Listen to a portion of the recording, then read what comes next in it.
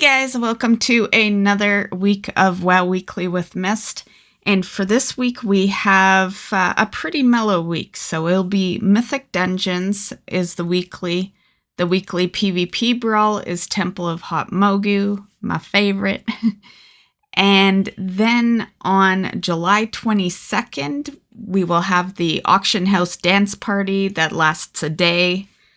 For some people, it's a bit of an annoyance because it interferes in the auction house a bit. But I think it's a cool little event. And that's it for this week's events.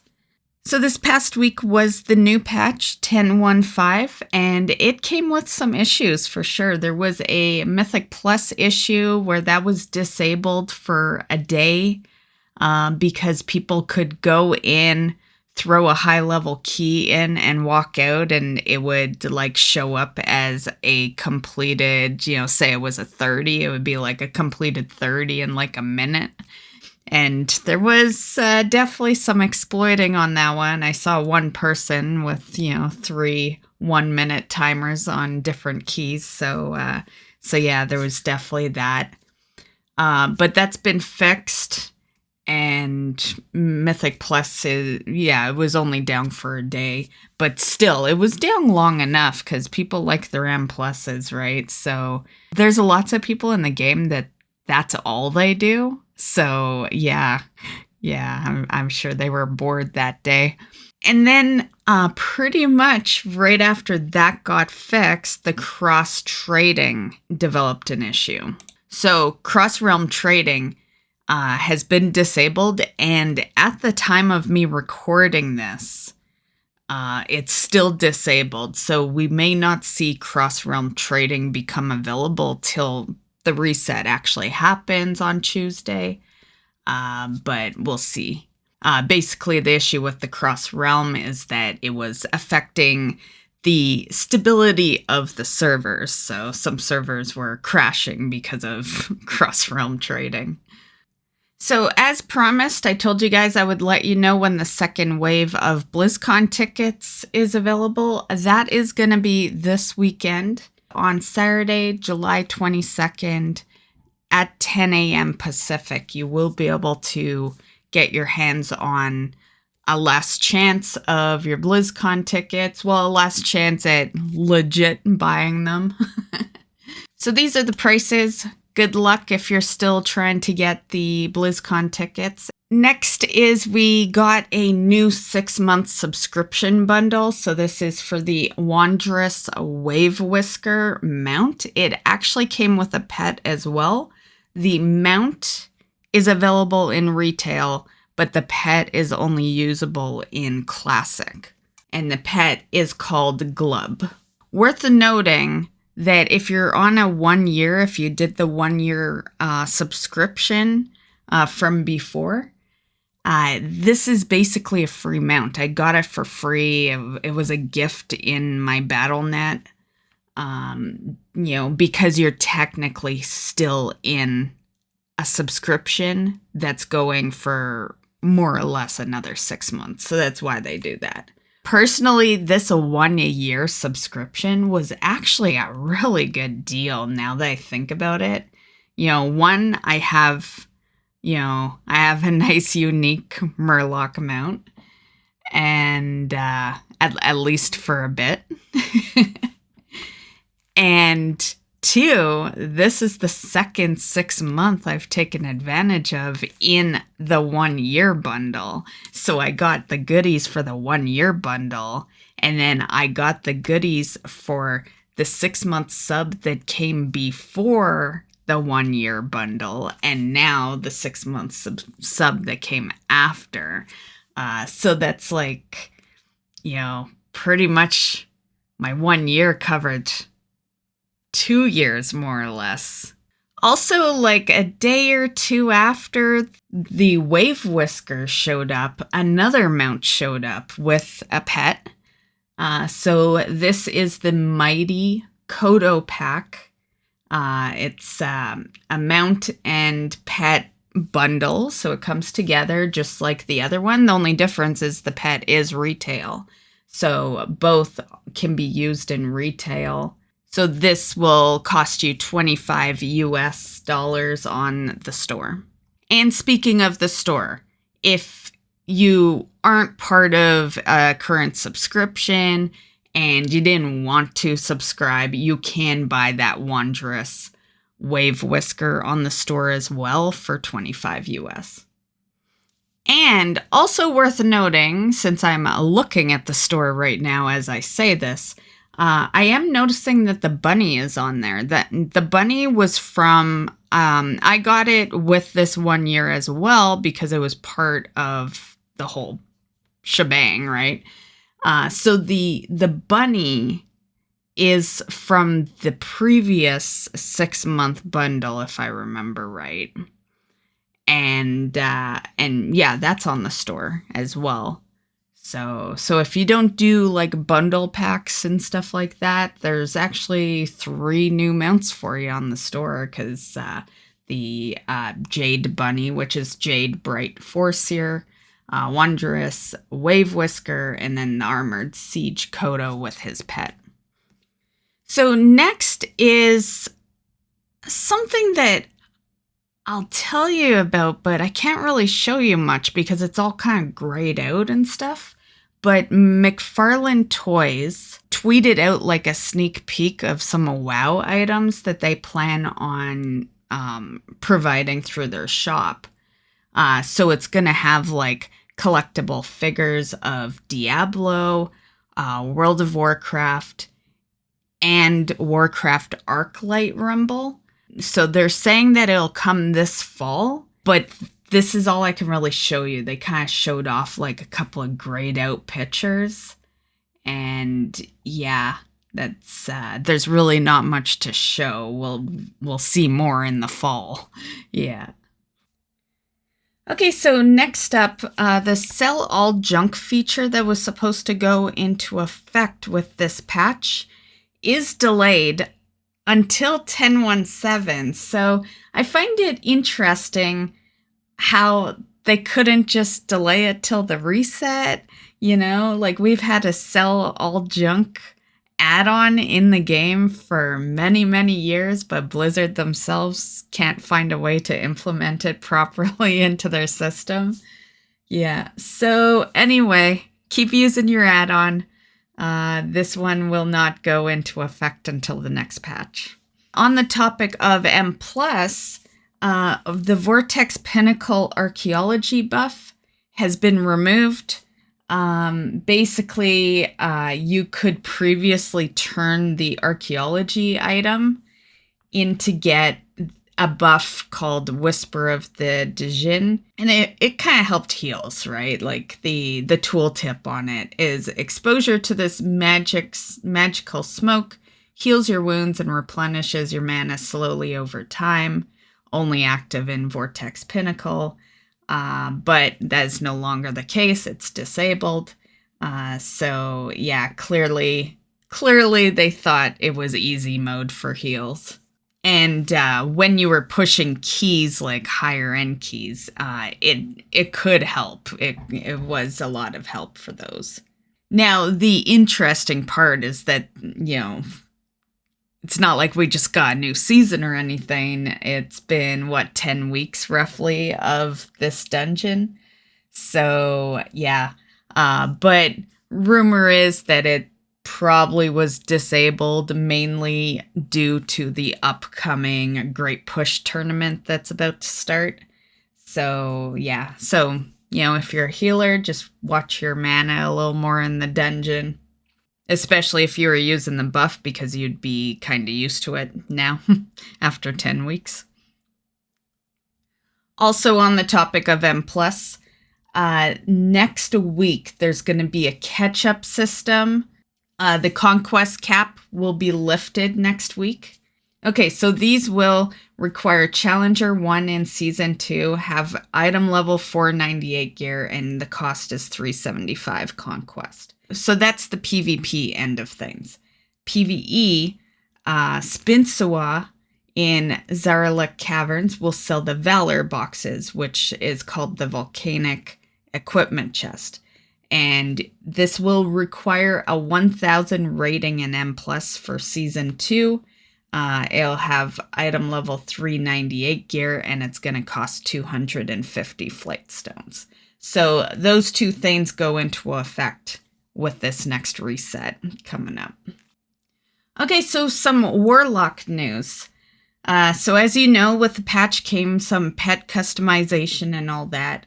The Warlock can actually customize their Infernal pet into the Black Temple boss. That would be Supremus. So this one is one of the customizations that's given to you by learning the Grimoire of the Abyssal, which opens it up in the barber shop. This item originally was added in Legion. It was in the Legion beta, and it just never made it live. Yeah, they had it in the Legion beta, and they just never put it onto live servers. And as for where you get this, it actually drops off of Gul'dan in Nighthold. So yeah, a place that stream sees me farm every Wednesday. I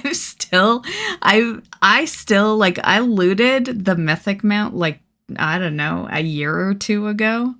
And I am still doing almost every difficulty for the green mount. I say almost because like you can't do LFR. You could when it was current, but yeah. But yeah, so maybe I should start farming that on my Warlock. Get the pattern. And also on the topic of LFR, since I just briefly made mention of it regarding the mount, for the Warlock customization, you can do it on every mode. So you can farm this item on LFR, normal, heroic, and mythic. The only problem is my Warlock doesn't have the skip, I don't think. But maybe it's time she gets the skip. I'll ponder that one, but I don't play my Warlock too terribly often, so getting any appearances isn't like of absolute importance. But I do farm that guy every week, 3 times a week, right? Because I go on normal, heroic, and mythic to try to get that damn green mount. So it would be worth it because the Grimoire is not 100%. Let me see if I can see a drop chance on it. Yeah, not seeing a drop chance, so I can't tell you what the percentage is, but I can guarantee you it's not 100%. So another thing having to do with the Warlock is the Grimoire of the Fellfrost Imp. So this is another customization for your imp, of course. This one is obtainable through the 1015 Warlock questline. I guess I should go do that. In due time, guys, in due time. I got a lot going on this week. But that's how you do it. And if you forgot to pick up the quest or the Grimoire during the quest line, you will lose the chance of actually obtaining it.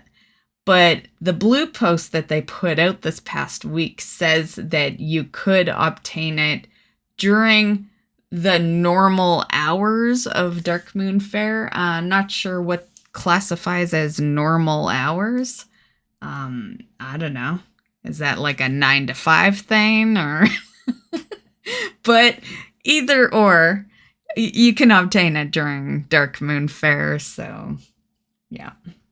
Evoker changes. So the Legendary has had a bad luck protection added to this. I remember I was going to cover this Legendary a couple of weeks ago in WoW Weekly, but they kept going back on shit. They'd say one thing and then they'd change it and then they'd say another. And eventually I was like, you know what? Fuck it. I'm not even putting that in the video. And now they're back to changing it again. You know, now there's a bad luck protection. It's like, is there a serious issue going on with this Evoker weapon? Because I can't tell with the 20 bazillion messages I see on my screen of people doing the legendary, you know, obtain. So, yeah. But I guess there is. There is enough need for there to be a bad luck protection. It's like, where is our mount bad luck protection? This fucking legendary is new in the game and it already has a bad luck protection. Meanwhile, I'm, you know, still farming my Nighthold green mount that I've been farming since Legion. You know, like, I think we should start demanding more bad luck protections, because obviously the Evokers cried and got theirs, so us mount collectors need to cry a little more and get some mount bad luck protection on that.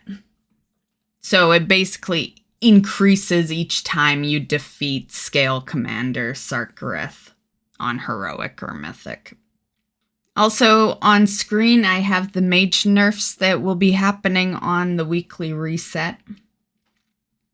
Okay, so next up we have the roadmap that's been updated for patch 10.17.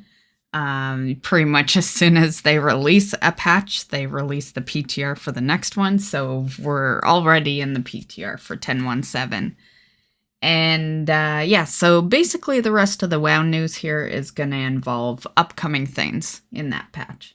It's going to be in the fall, new public events, Heritage Armor quests, new customizations.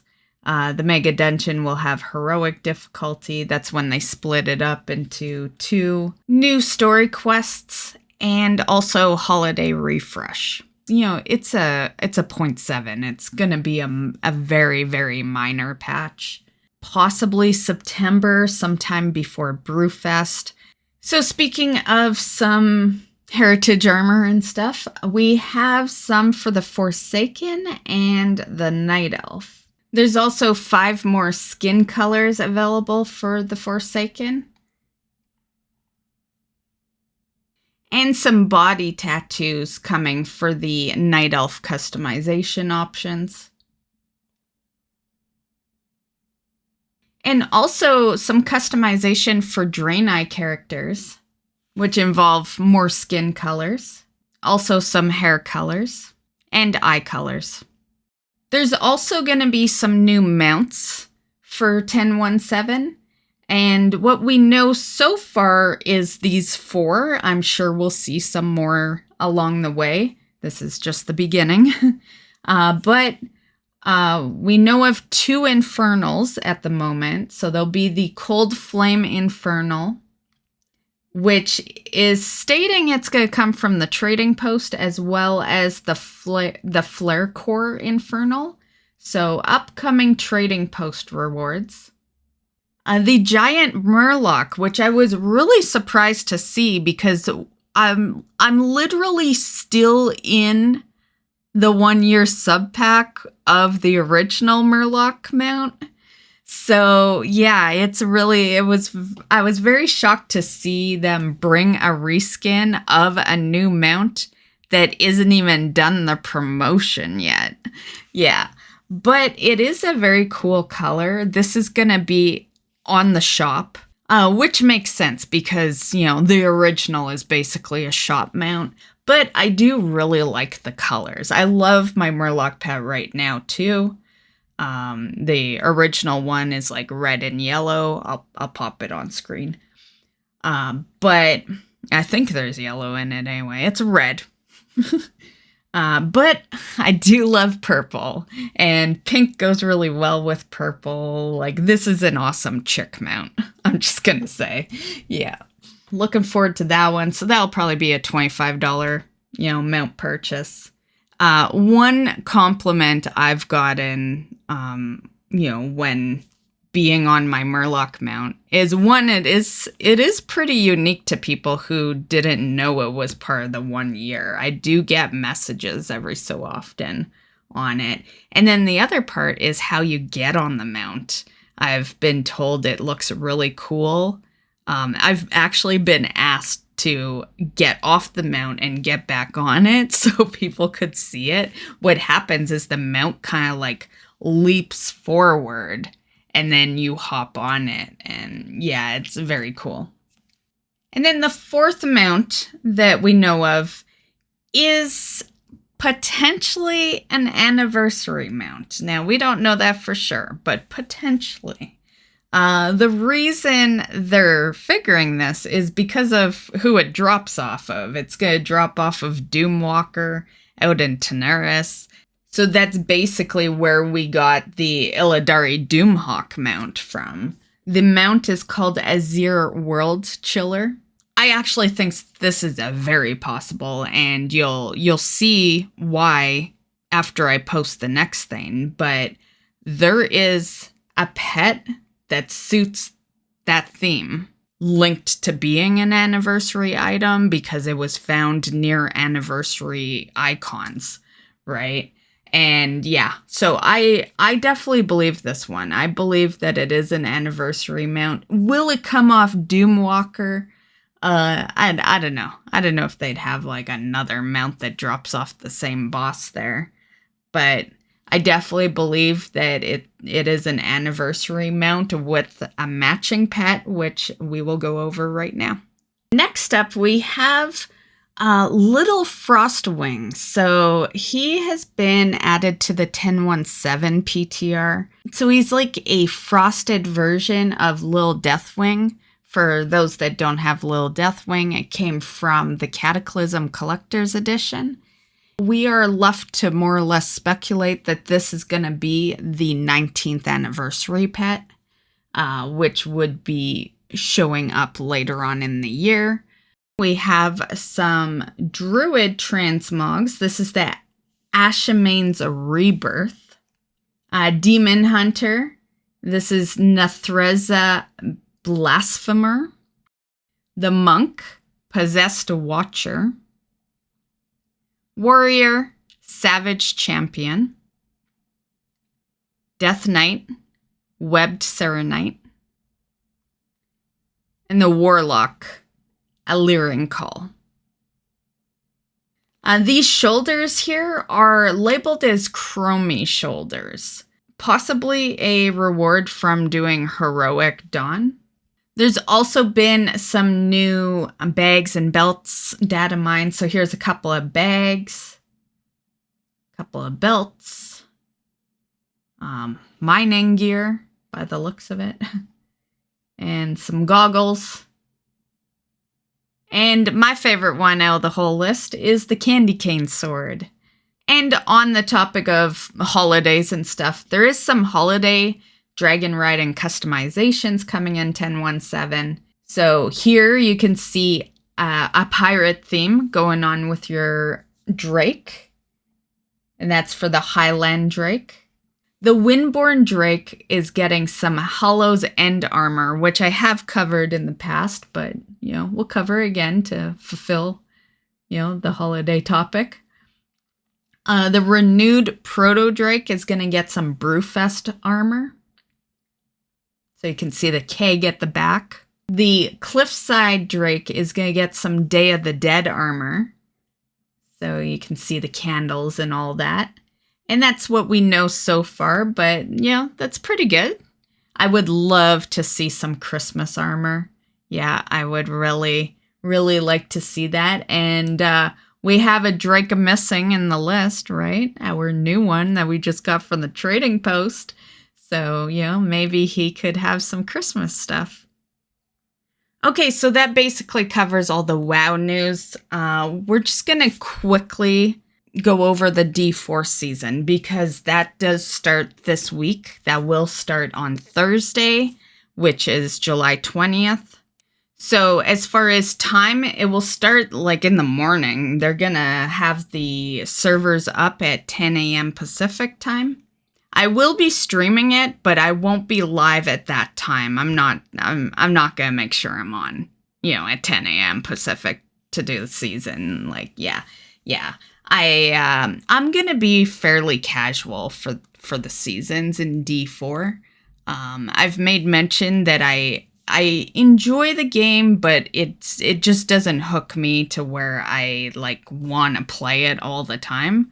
But I will be doing the seasons. I will be live on that Thursday with D4, but just at our normal time. As for some things to prep to make sure you're ready for that season, a couple of things, and I pretty much need to do all of these. The first thing is collect all the altars of Lilith. You don't have to redo them for seasons, so that boosts your initial renown in the seasonal realm, because they will carry over to all your seasonal characters. Another thing is to explore the map. If you explore the map, that also carries over to your seasonal characters. Completing the campaign's a pretty big one, because if you don't want to level through the campaign in seasonal, as long as you have it completed on one character, you can just skip. So you'll be able to skip the campaign in seasons. And then I guess there's the obvious, look around, see what you want to play, I feel like that's not a huge one, though. Like, you can just decide on the day of, like, who cares, right? Not a big deal. Don't need to take it that seriously. But you can start thinking about what class you want to play, and maybe look at some builds and stuff and get an idea of what's out there. And then the final thing is that they're going to be doing like a little update on the 18th, which is a couple of days before the season start. So you might want to just log in, update some stuff, and just be ready for that. And that's pretty much it for this week's news. I'm going to end our news video off by just rolling a couple of D4 clips here. The first one is a quick 1 minute explaining the seasons. I feel like you can't really explain the season in 1 minute, though. There's always gonna be people that'll ask something that wasn't in your 1 minute video. But yeah, kudos for trying your best to follow the YouTube. Yeah. Everyone's always trying to make a 1 minute video, right? Because that's like literally the attention span of the average YouTube watcher. And then right after that, I will play the gameplay trailer of the first season that's called Season of the Malignant. And so if you're playing D4, have fun in the first season. Seasons is really where D4 is like truly gonna be determined whether it's a good or bad game. So yeah. But anyway, have fun in the first season, and we'll see you in the next video, guys. Bye. This is everything you should know about Diablo 4 seasons in under a minute. Seasons change every few months and bring along with them a host of new content like new enemies, mechanics, powers, and tons of new ways to face the horrors of Sanctuary. At the release of each season, you'll want to create a seasonal character, which allows you to experience all the new content that season brings. Just make sure you've gone through the campaign on your account at least one time before. Don't worry, your regular characters still exist within the Eternal Realm, where you can hop in and play them whenever you want within the base game of Diablo 4. And after each season, your seasonal characters will transfer to Eternal characters as well. Your progress and things like the campaign, mounts, and exploration all carry over into the seasons too, so you won't be starting from scratch by any means. In Season of the Malignant, it's up to you to stop the spread of corruption throughout Sanctuary and learn to wield its power for yourself. Discover a new quest line, battle a new boss, and so much more when Season of the Malignant infects Diablo 4 on July 20th.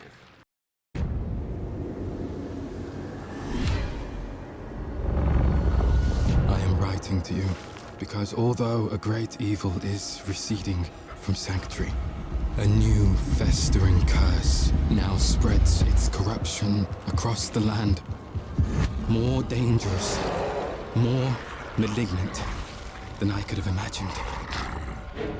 I have found a way to stop this plague, to rip the dark power of these monsters from their very core.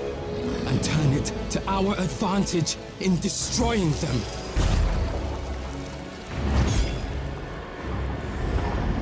But I cannot do this alone. My allies have fallen.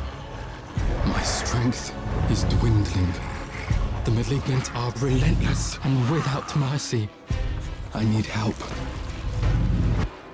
I need you.